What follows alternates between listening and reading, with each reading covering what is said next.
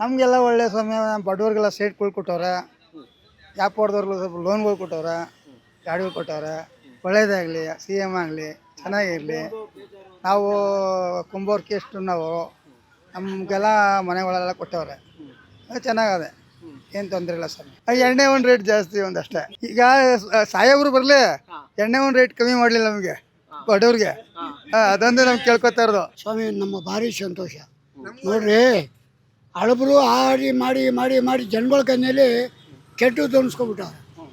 ಈಗ ಹೊಸಬರು ನಿಮ್ಮಂಥ ಯುವಕರು ಕೊಡ್ಲಿಕ್ಕಂದ್ರೆ, ನಿಮ್ಮಂಥ ಯುವಕರು ಕೊಟ್ಟರೆ ಮುಂದೆ ಏನು ಬದಲಾವಣೆ ಆಗುತ್ತೆ, ಏನು ಮಾಡ್ತೀರಿ, ಏನು ಕೆಲಸ ಕಾರ್ಯಗಳು ಮಾಡ್ತೀರಿ, ಹಿಂದೆ ಏನು ಮಾಡಿದ್ದೀರಿ ಅನ್ನೋದೆಲ್ಲ ಜನಕ್ಕೆ ಗೊತ್ತಾಗುತ್ತೆ ಅಲ್ವಾ.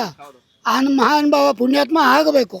ಇವಾಗ ನನಗೂ ಆಸೆ, ನಾನು ಏನೋ ಒಂದು ಇರಬೇಕು ಅನ್ನೋ ಆಸೆ, ಅದು ನಮ್ಮ ಕೈಲಿ ತಾಕತ್ತಿದೆ ಮಾಡಲೇ ಬಿಡಿ.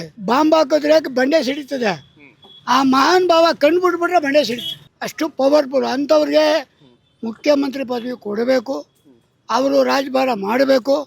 ಮುಂದಕ್ಕೆ ಅಭಿವೃದ್ಧಿ ಅಂತ ಅನ್ನಿಸ್ಕೊಂಡು ಒಳ್ಳೆತನವಾಗಿ ಅವರು ಮಾಡಿದ್ರೆ ಅವ್ರಿಗೆ ಯಶಸ್ವಿ ಗ್ಯಾರಂಟಿ. ಈಗ ನೀವು ಹೇಳೋಕೆ ಹೋಗ್ತೀರಾ 25-30 ವರ್ಷದಿಂದ ನನಗೆ 30 ವರ್ಷ 76 ವರ್ಷ ವಯಸ್ಸು ನನಗೆ.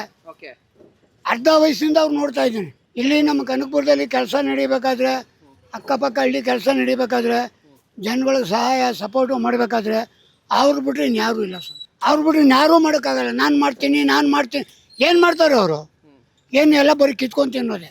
ಇವ್ರು ಮಾಡ್ತಾವ್ರೆ, ಕೊಡ್ರಿ, ರಾಜಭಾರ ಮಾಡಲಿ, ನಮಗೂ ಸಂತೋಷ.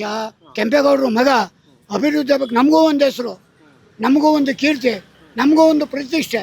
ಆ ಮಹಾನುಭಾವ ಆಗಲಿ ರೀ, ಆಗಬೇಕು. ನಮ್ಮ ಭಾರಿ ಸಂತೋಷ ರೀ.